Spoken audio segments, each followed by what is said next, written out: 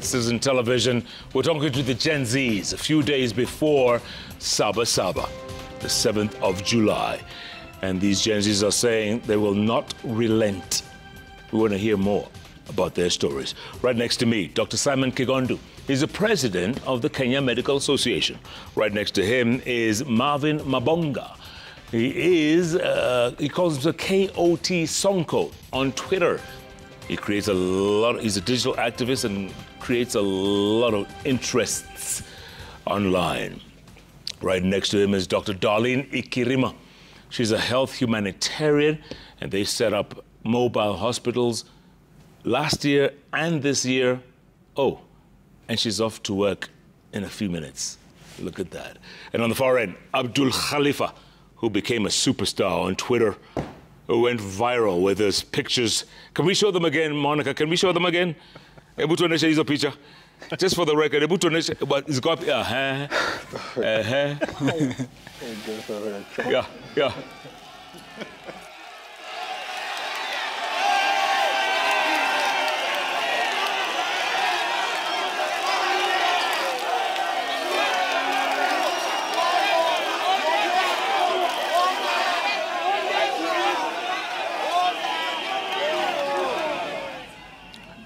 Abdul, those pictures are going to play forever and ever. By the way, you kept quiet, or you went cold for a while until you reappeared. What have you been doing? You know, what are you up to? After I saw the clip, I was kind of tense because I was seeing people. Tueleze na lugha. Nikawa cheki after clip itembea, nikawa naona ni kama atanikujia. So nikaenda tu no posting, chini ya rada, nothing. Yeah, because chini ya waba. People are being chini ya waba. People walikuwa nauliwa. Yeah. People are disappearing. Hadi to date some people alijipa aliwaka hadi wa leo. So you were worried? So yeah, because even my shows like, yo, since kufata huko mbele, my mom was tripping, everybody was tripping, everybody around me. Even my friends were like, hey, you bro, you're a walking target. So they're looking for you. I was scared, but eventually just had to come because the watu ingekam tu, si kujificha pia, ni mimi ningepotea. Na sasa, okay, that was last year. And then you decided to show up again this year, last week. Kwa nini? Because there's still no changes. There's still no changes, literally, man. This guy is just, and as I say, kama, like, it's like, he's taking the country for, I don't know, like fools. Like, a whole president, anakam, when I said a whole president anakam mbele ya TV, anaambiwa say, atinda wapatia chapati 1 million. Per day? Like, per day, like, hizo ni gani, you make fake promises from TBT. Saizi kuna sijui ishifa mbona sijui shifa, I think ni madokuma hizo vitu, kuna hii previous medical stuff ilikuwa sikuizi ilikuwa inafaa kuwa punch. So you need to pay 6,000 na ni lazima ulipe. Plus na kuni hustlers fund ya 500 sijui 500. Alafu bado unalipa na interest. Yeah. Like there's nothing this guy is helping us. For me, unasema jina yake ni Mr. President, but for me ni Ruto tu. He's just a normal human being kama mimi, but Kenya understand ni wasanaumia kwa ground, people are hurting, na eventually mazejo God atatake is the big hand. Eventually, as much as you're that smart, maybe kuna dough, maybe you have guns, kuna siwote. Eventually God will answer. Juu blood need too much. Yeah. All those bodies, who's doing those things? Boniface amepelekwa wapi, amepotea. Because he's doing the right thing. Because like for me, God for me at answer like ikitu nifanya kwa mdomo yangu mimi inanibo because I can't eat, I can't do some things, I can't go for exercise jobs zingine because of just this thing. No say imagine like that girl was shot last week. Alishutiwa na rubber bullets. Yeah. That guy is saying that alikuwa sijui ile tu, how do you shoot somebody that unashutaje mtu? Then the guy died, the guy goes to give the family 2 million. You father too. You father. Abdul, you got a job. What do you do? After I do photography and videography. Okay. After Mandamano, there's a guy who's been coaching me. He's like my big brother and my mentor. Shout out to Jackson Mwangi. So yeah, so nowadays I'm surviving with photography and videography. Nice. The plus the maandamano mendetea clout flani. Nikigo live, people just want to see this guy. This guy is alive. So maybe mtana be shika chai tukaizo. Okay. So yeah, that's how I've been surviving. Na hiyo picha inatembea bado? Still walking, man. Still walking. Marvin, yes. Umesikia hiyo story, eh? Yeah. Umesikia, it's very sad, eh? Yeah, sure. It's very sad. Sio? Yes. And you're in the same position, Sio? Yeah, sure. Huh? What made you show up for this second maandamano? For this second maandamano, Jeff, I showed up because there is no change as we speak. Yeah? As we speak, I just told you that the president promised us, in fact the country, that there will be no abductions. Yeah. There will be no extrajudicial killings. Jeff, by the way, we were in Kimilili back in Bungoma. We were doing civic education and political engagement. Yeah, by there I'll be vying for MP Kimilili come 2027. Nice, nice. So along the way now coming back to Nairobi, then we were hit by a very shocking news. Albert Ojwang was taken from Homa Bay by the DCI, then transported all the way from Homa Bay to Nairobi Central Police Stations. Almost 355 kilometers away. Then at the end of it all, the DCI, whatever they are telling us, that the guy just hit himself against the wall and then he's dead. Wow. They still lied.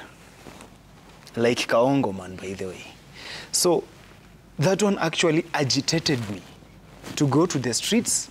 If someone can be arrested from Homa Bay, and then he comes to Nairobi, and then he ends up in Nairobi City Mortuary, then I honestly figured out that that one could be me.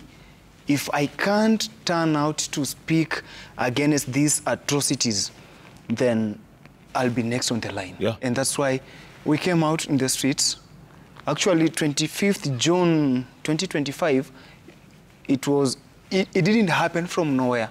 We had a build-up, almost 2 protests. The first protest, we went to kunaitwa wapi pale Central Police Station. When we went to Central Police Station, we went there to articulate our grievances and show how we are feeling. But do you know what happened, Jeff, at the Central Police Station? Instead of these police officers listening to us, they are shooting at us with the rubber bullets, with the tear gas. They don't want to listen. Then we went back, actually, we went home. And then we came back again. Coming back, now the government, the police officers, they're coming with the guns on the streets to intimidate the young people who are trying to fight for better governance. Yeah? And mark you, those guns, they're being paid 50 bob, 500 shillings. Do you think that one can help you in whichever way? Hata kama uko na shida kama mimi, it won't. So what took me to the streets is that the government we are having, it doesn't listen. Yeah. And I came to realize that the government we are having in place, they only listen to the language of the streets. That is the protest. By the way, it's not illegal, Jeff, to go to the streets to protest. It's very legal under Article 37 of the Kenyan Constitution. We are granted that power as the people to go and express our anger out there.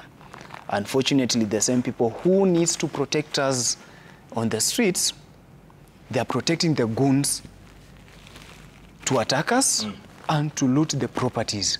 Then thereafter, someone comes in that these young people who are protesting, they are looters. And yet, you guys are going to show up on Monday for Saba Saba. Absolutely. All of you? Absolutely, everything. Why? I know. Lazima government ichore saba. Jeff, what we are having, go on. We are having leaders who have no insight. Our leaders have no insight at all. They are meeting what is called generational trauma to our children, to our Gen Z. It's trauma. They are causing trauma. Why? One, settle political scores. You know, they come here and tell us, oh, Rigiji, I don't know what. We don't care about that. Then 2, when protests come, they politicize it. and then they send goons to settle political scores. But what they are actually doing, at least in the health space, is killing people. You have people being abducted.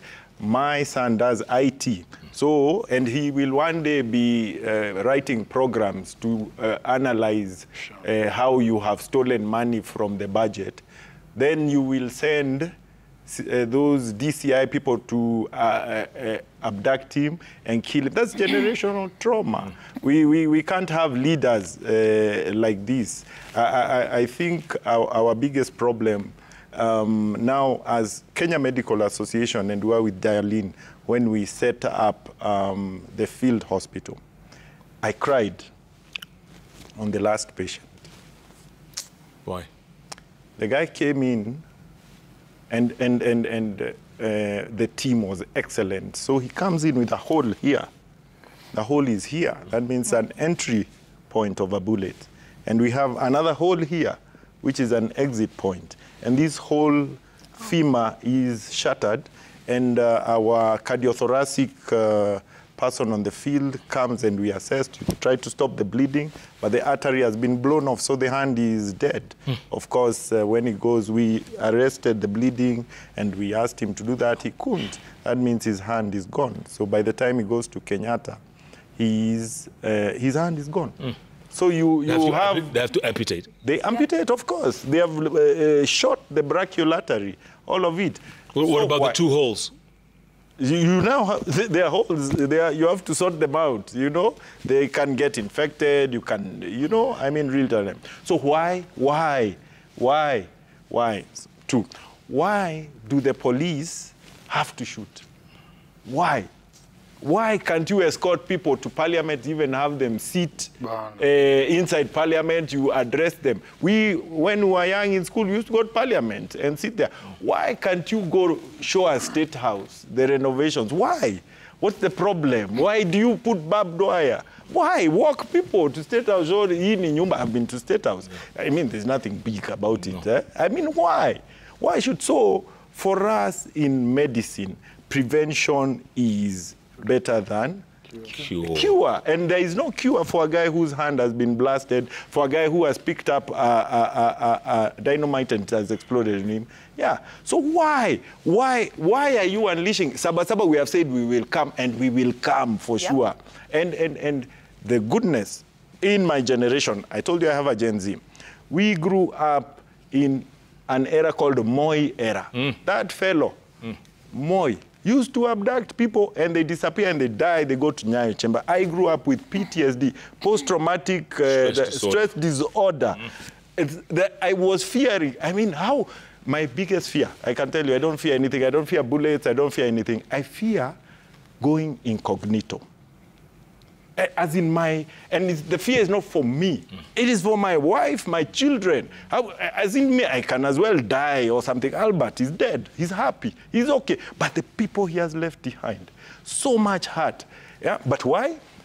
And now this government is using the same tactics, but unfortunately for them, 1, they are more vicious, by the way. More vicious than the virus. There is no doubt about that. 2, they are unfortunate. 4 things have happened in Kenya that is different from my time. As we couldn't do, we used to talk in hash tones, and I'm sure you remember. Absolutely. You cannot talk anything about Moi. No. Look over your shoulder. This era, different era. New constitution. Social media, which started Google, 2004. Internet. Facebook, 2007, yes. Twitter, 2013. Yeah. You disappear, we are recording you. And Marvin are doing all their things live, yeah. Artificial intelligence that can analyze the budget, which used to be hidden to us, as we never used to know what is in the budget. But they analyze and they say, you have stolen here, stolen here, stolen here. And media, we are here. We can talk. You get, and these young ones, you can kill them, but you'll never finish them.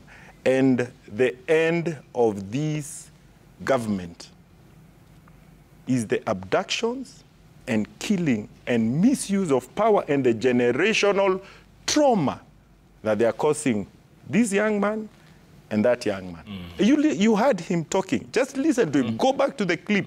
And this is the trauma This government is subjecting these young people. Yeah. We have seen it. The Kenya Medical Association and the Kenya Psychiatric Association have witnessed an increase in psychiatric conditions of young people. It's only that we are not saying it. It's only now I can come here and say, because as I told you, I might transition from President KMA to President. I intended it to be a bit further, but at this rate, yeah. Might as well. So my advice to this government is that we need to talk. We don't need to have people shooting us. We need to talk. We need to stop stealing the future of these leaders who are distributing money that they have taken from us. We need to create an environment. That's the role of government, to create an environment where these people thrive, not overtaxing them, not stealing their money, not borrowing and taking loans and making us pay odious debts. We do not want that. That is the root cause of our problem. Absolutely. Dr. Darlene, yeah. Do you sometimes wake up and say, you know what, I've had enough of this stuff, man. I can't take any more of this stuff. Does it get to you at your young age? I've never gotten to a point where I'm like, I'm done. More, I think, and I tell myself, I have to be back on the field. And reason being, when I look at all these casualties, and even when I go back home and I kind of get to watch the news, and I'm asking myself, a casualty has come in with 8 rubber bullets. So the intent behind the person who is shooting 8 rubber bullets, like, what is your intention? Because 1 till 8, don't you think that's a bit too much? Like, you know? And when I look at all these extra wounds that have come into the camp, and I tell myself, this person, they're out to kill, or they're out to let you know that I'm going to leave you with a scar. So that next time, if you ever think about coming to town to protest, you won't. Because if you're going to have rubber bullets at the spine, that's cause for paralysis. Yeah. If you're going to have deep cuts until, you know, those buttons are those rungus are very painful. They cause very bad damage. Yeah. Yeah, and they can cause fracture, and even they tear the skin completely. And they had the djembe things the other day. It was Yeah. djembe. And they That's kind what of you had hit like the with. whips. That's what Mipini. hit you. Mipini. It's very painful, and they cause very serious damage. So again, I question, what's the intent behind all this? The extra violence, because it's extra. Because the casualties, the kind of wounds we are seeing are extreme. Yeah. They're very extreme. Dr. Ari, the wounds this year, can they compare to last year, the injuries? Oh, no, it was worse. It was This year? worse because we even had sexual assault. Yeah. This year? Yeah. Yes. You know, we had, Okay. and I think that was that's what made me feel like, What do you seriously? Yeah, we had a few ladies who came forward and they were like, you know what, I was cornered by goons and they did this to me. And even when they came and we were assessing, this patient or this casualty cannot even pass urine. Can you imagine how much pain she's going through? That's someone's daughter, that's someone's sister. What? It's extreme. Actually, it's worse than last year. Yeah. I think I would say they were out to kill, because even at some point at the camp, we were thrown for tear gas. And they came with water cannons. And you're holding a patient, you're trying to coordinate the ambulance, everybody ran for safety. You know? And I felt so bad because I think there was an old lady who was there who had, I think, brought her friend, and she could just crumble to the corner and cry herself and try kind of, you know, she's coughing through the tear gas. Probably her lungs are clogged. She's crying, there's mucus running down. You yourself as a medic, you're even trying to breathe. You're barely breathing. And she's 90. And she was she was pretty old. She was pretty old. I think, let's say around 60. And I felt so bad. Because that could be someone's mom, you know? Or grandma. Or grandma. Yeah. Simon, the injuries, the wounds. Extreme. I mean, you were talking about someone grabbing a canister and trying to toss it back and it explodes in their hands. What is left here? Nothing. No, All fingers the whole, all fingers gone. All fingers That was gone. our first patient. And therefore, that only goes to show, why should police now be using tear gas that is exploding? We did a bit more research and we saw that this tear gas that they're using is actually used by tanks when they want to blur tanks, you know, blur. So they put it down, it explodes. Normally a canister is the usual metal thing that, you know, you can pick and throw back. Right. But this one, you pick and it explodes. So that means even police are now using higher force, you know, unnecessary force. That canister that hit the sister, her sister, you're not supposed to shoot a canister at someone direct. It's even written in the canister itself. So the injuries were terrible. The fractures, the karaoke, it's called karaoke. Karaoke, yeah, close range. The close range, it was actually a rubber bullet. So that means a rubber bullet can kill you. Yes. I thought the bullet was lodged in his head. It was. Oh. It was. So a rubber bullet can actually kill you. So these people using lethal force on Gen Zs, you are causing too much trauma. Yeah. Marvin. Yes. Are you afraid for your life? Jeff, personally, I'm not afraid for my life. Why? Because death is there, first of all. Today, if I decide to stay silent, then still they'll come for me, honestly. Boniface Kariuki, today as we speak, he's dead. The guy was not protesting. He was only selling the face masks on the streets. But the police officers decided to shoot him at a very, very close range. Wow. Actually, the court, last year, when we had a case against the police officers, the court gave orders that the police officers who are deployed in the streets, first of all, they need to show their faces. They don't need to cover their faces. Right. The police officer who shot Boniface, he was covering his face, but he thought he's so clever. Gen Zs, we are 10 times ahead of them because we can unmask them. Yes. So they need to fear us. We don't need to fear them. Correct. So, Jeff, if I decide to fear, then there is nobody who is coming to speak for me. Yeah. How old are you? I'm only 25. Yeah. Yeah. Nobody is coming to speak for me. Yeah. My member of parliament is not coming to speak for me. My president is against me.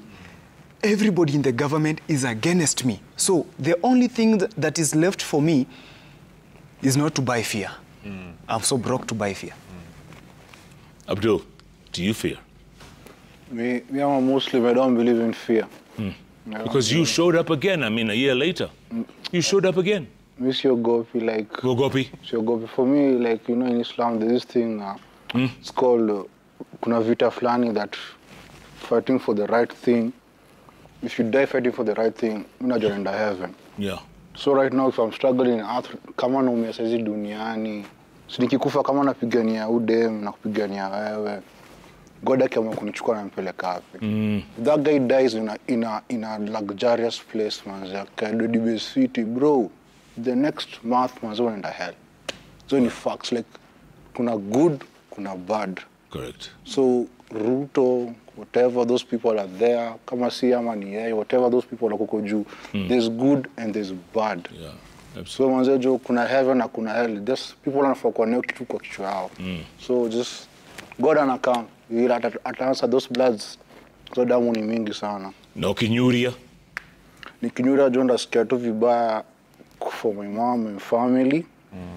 But again manze jo, nikidedi manze jo nakatakatua sewa remove evil from this country, not as only Kenya, other countries in the world. Naka kuna all those big people who got to a heg. Yeah. So come to scare if you can listen to our cry, our country is crying.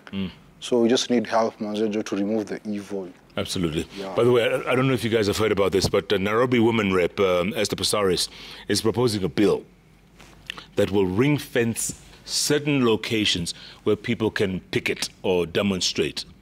And there will be certain places where will be, you know, yes, like State House, Parliament buildings, judiciary. What do you guys do? You know, Jeff. Jeff. You can take someone from the village, then takes him to Nairobi city, but you'll not remove the villagism in that person.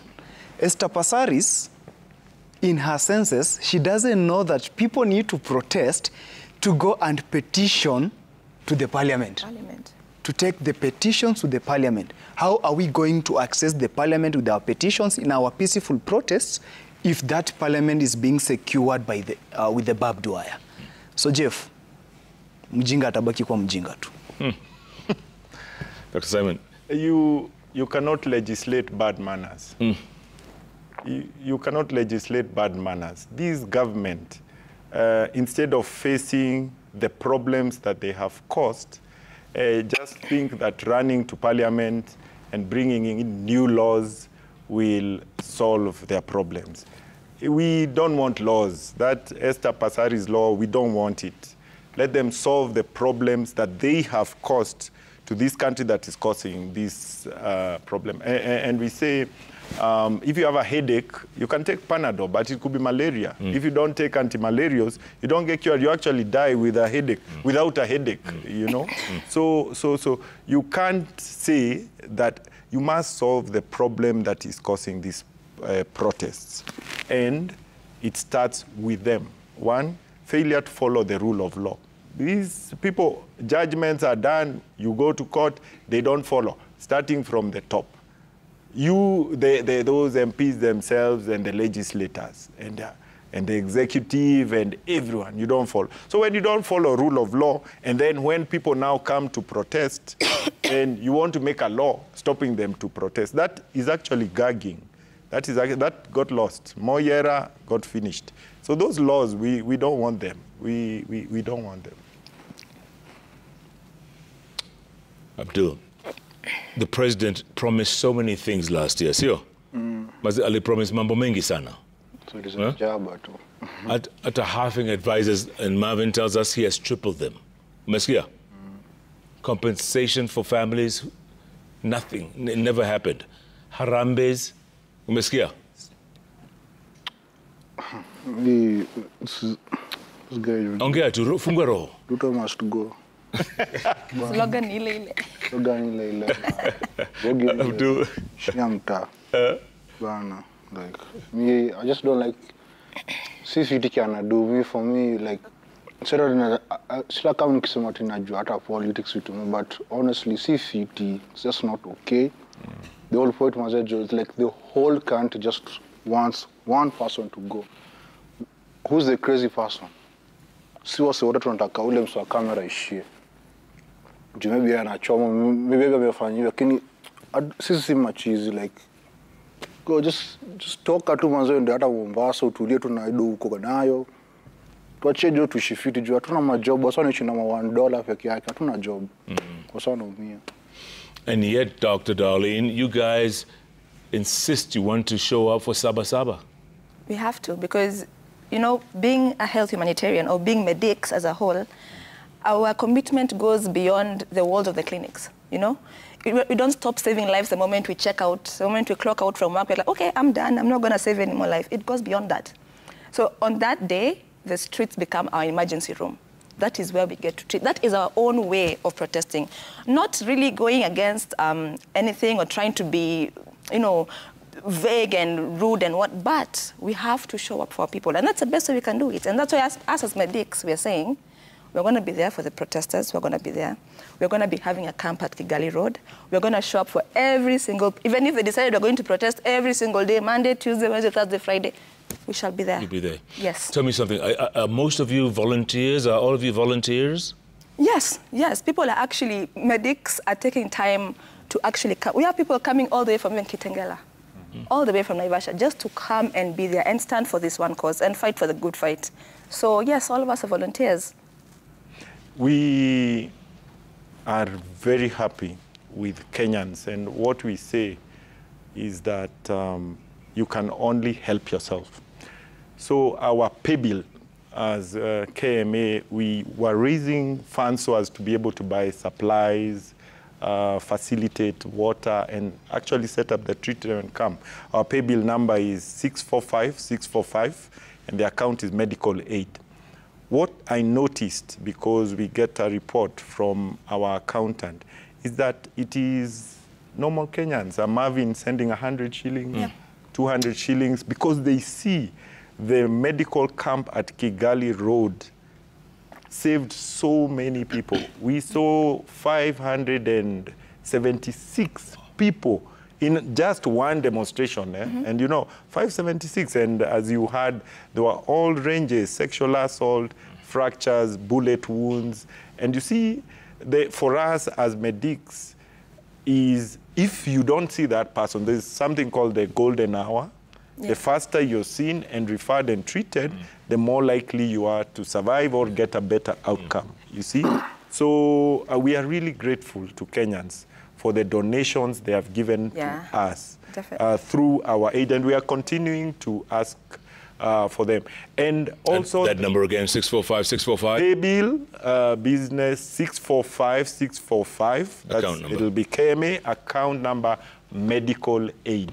And we will acknowledge you. Jeff, you haven't sent, but we will acknowledge you. We got it right now. We are watching you. Right now. Come on. Sahi. But that it is that aid that we use to support the teams there, to buy bandages, gauze, injection, morphine, painkillers, and all. And it is wonderful. And because we anticipate, as he has said, the problems have not gone, we anticipate Sabasaba will be huge. And therefore, there are actually more than one site that is coming up for different medics in different areas. So on that day, you may see different medics. And we are really happy to the people who have supported us. Independent Medical Legal Unit give us a lot of things. MSF, St. John's Ambulance, Red Cross, BTS, Beyond the Stethoscope, Medics for Kenya, and all those. Everyone who has offered support, we thank them. But we need to address the underlying problems. Yeah, absolutely. And corruption is key amongst that. Very. Okay, folks, we're going to take another break, come back. There's so much more we're going to talk about. And also go to the magic wall, because there's lots and lots of reaction out there on the social media pages. Lots of reactions. We're going to get to that. But it's a great conversation, which is very important, and especially with Sabasaba literally around the corner. And these kids, or young people, kids to us. It's only Dr. Simon and I who remember the first Sabasaba, right? Yes. It's only you and I. Matiba, remember? Yes. Was it at 1990? 1990. Jesus. Yeah. One party to multi-party. Imagine. They weren't born. What happened? What happened? Tell us, Jeff, because we need to learn from what you did. He wasn't. I think we were. We need to learn from your mistakes. We need to learn. Jeff, we need to learn from your mistakes. Jaramogi Oginga Odinga. Kibaki. Orengo, Martin Shikuku. Do you remember those guys? Young Turks. Yeah. Those were the days. They were moving from the totalitarian Moi rule to wanted. There was a one-party state, and we were fighting for. Was Kaongo man there? Take a break. Take a break. Take a break. Keep tweeting at Kunanga Jeff at Citizen TV Kenya, the hashtag JKLIVE. JKLIVE takes a break. We'll be back in a moment. Marvin.